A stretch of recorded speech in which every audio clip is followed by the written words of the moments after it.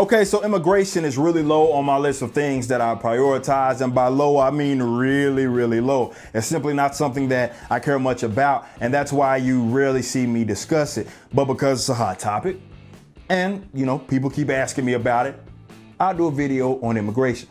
So if you motherfuckers ask me one more time about my positions on immigrations, I swear to God.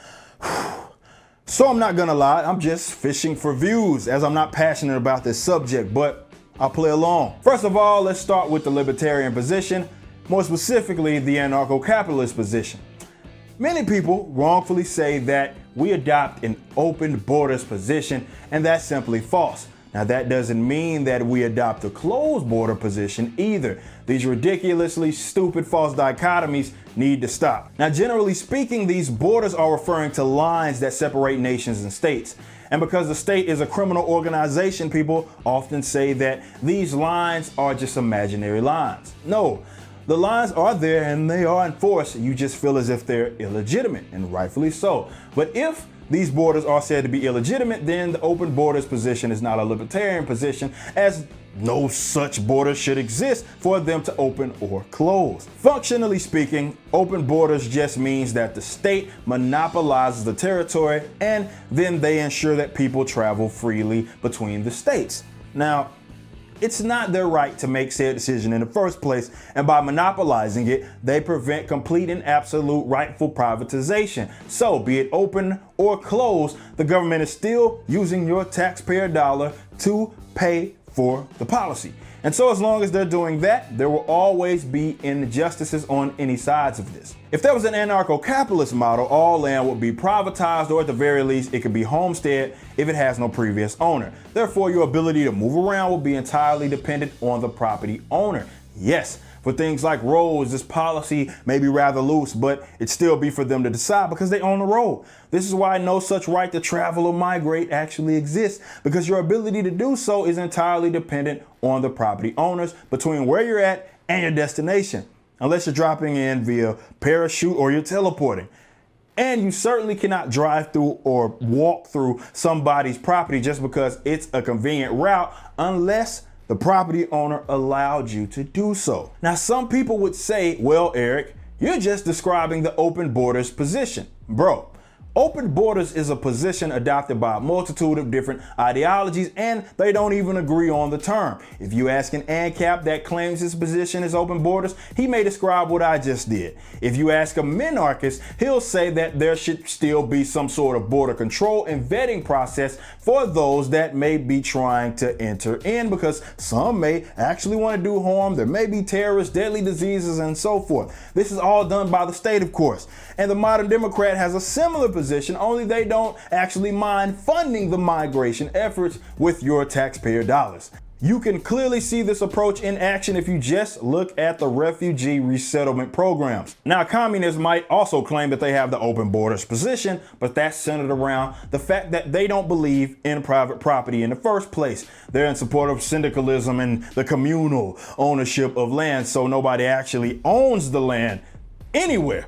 And this is why they shout no border. So it doesn't matter if it's a government border or your property border, they think that they have the right to cross it ultimately. And if you ask others that claim to have the same position as well, you're gonna get a different answer. So when you break it down functionally, it means different things to different people. I never refer to my position as the open borders position, and I support complete and immediate privatization as a libertarian.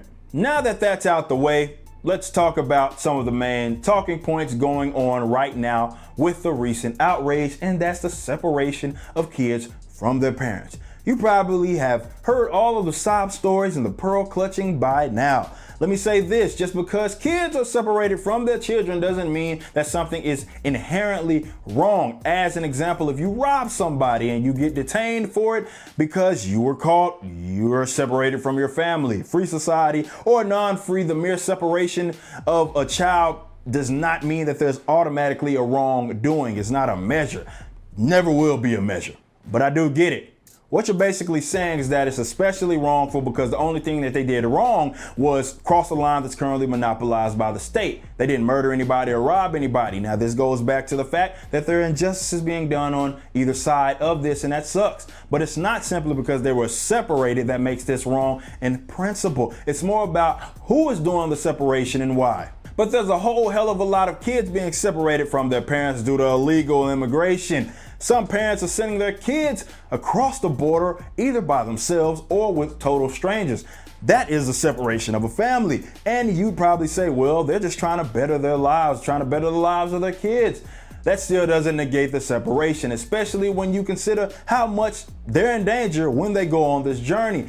If we are talking about immigration from Mexico to the US, they not only face the threat of the border agents, but they face the violent threats of folks that will take advantage of them. We call this child endangerment anywhere else. Also, human trafficking is a thing. It's an actual thing. So you have kids that are being separated from their family in process of crossing the said border, and it is being done against the will of the kids and by non-border patrol agents. So this is the problem with the false dichotomies. No, not every person crossing the border is a violent criminal, but also not everybody is an innocent being or some uber smart entrepreneur or degree holder. And this is a problem with the monopolization because it's a one size fits all, and depending on where you align politically, you're going to try to make it seem as if the bulk of the detainees fall under a certain lifestyle.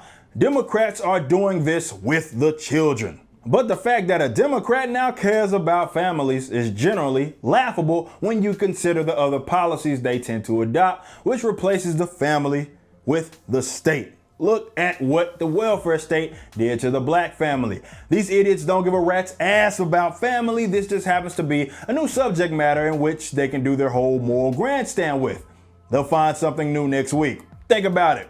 If Trump said, okay, we're just going to deport the whole entire family together, Democrats would not be pleased.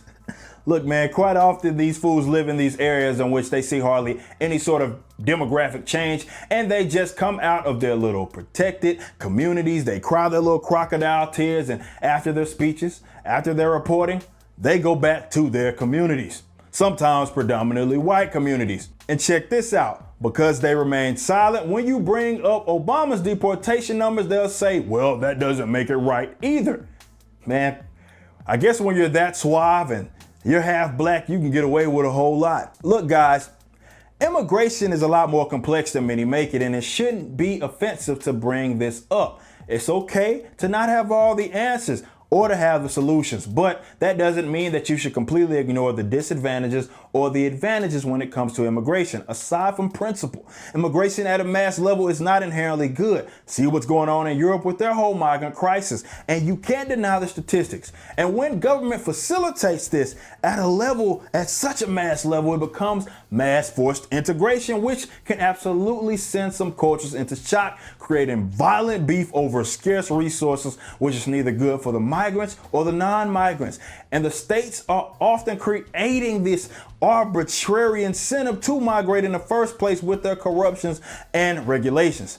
This is what happens when criminal organizations like the state monopolize entire bodies of land. And to criticize some of my fellow libertarians who understand principle, bro, we get it. The state is illegitimate, therefore state border is bad. But you can sit on principle while also recognizing the gimmick. You're not the one leading the charge on immigration. We're not. Democrats are. You can say, well, get rid of the welfare state. Well, get rid of this, get rid of that. Don't punish the immigrants. But that doesn't change the fact that Democrats are the ones leading the charge, and they have zero intention on ending welfare. Hell, they're trying to increase it. They will gladly fund migration efforts with their funds because it helps their voter bloc. They aren't stupid at all. And according to Pew Research, first generation Hispanics lean 63% Democrat compared to only 16% Republican, and second generation lean 71% Democrat. They know exactly what they're doing. They get people to cling to the welfare statism here, and then they bring in others that also support the welfare statism. So you're fighting both the threat of welfare lovers here and the ones that are trying to get here. And it shouldn't be offensive to bring this up. This is the problem with the dichotomies. You can recognize the threat all while standing on principle and not supporting statism. But Democrats aren't trying to privatize the border. They will stomp out any effort to do so. You got to get a clue. Now, when people bring up the welfare state, I'm not worried about the same things many others are. You hear so often, you can't have open borders with a welfare state. Well, my thing is that if they're illegal, the hope is that they aren't eligible for any sort of benefits. That's a fantastic thing. They aren't feeding into the machine, nor are they getting the immediate noticeable benefits from it. However, the citizens are forced to still subsidize the state and don't get such luxury. The problem is the Democrats have no issue with paying for the welfare of said illegals, and at the very least they are supporting bringing them into citizenry at some point in which they will be part of the tax cattle. Liberty loses no matter what way you look at it. The discussion of immigration has been long off the rails, and I think it got off the rails once we started to try to move towards actual freedom. There's gripes on different sides of this, and some of these gripes are legitimate.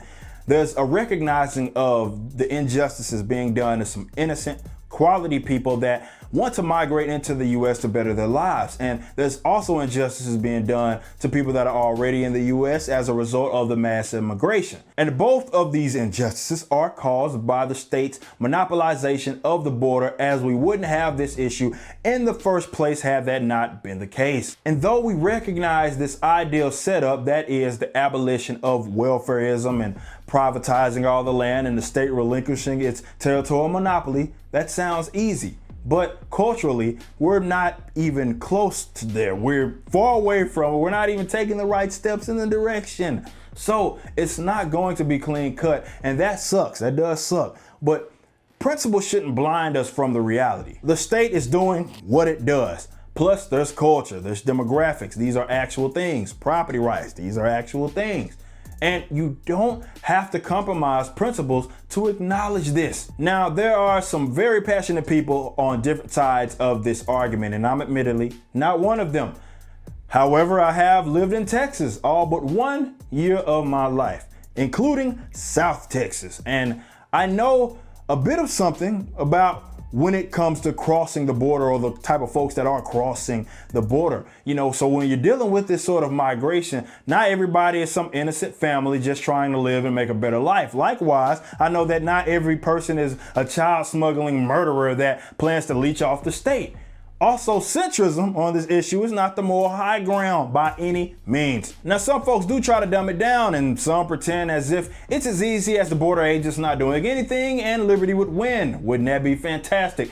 Others pretend as if it's as easy as building a wall or something like that, but it's not. How we functionally get towards liberty and how immigration plays a role in that is uber complicated, and that's the problem, because people are too stubborn to admit that. It's far easier to sit on the sideline and pretend that humans are these robots as you sit on top of the mountaintop trying to convince yourself that a geographical area with 300+ million people, the vast majority of which completely reject libertarianism, migrant or not, as if they give a damn about you being principled. They don't care.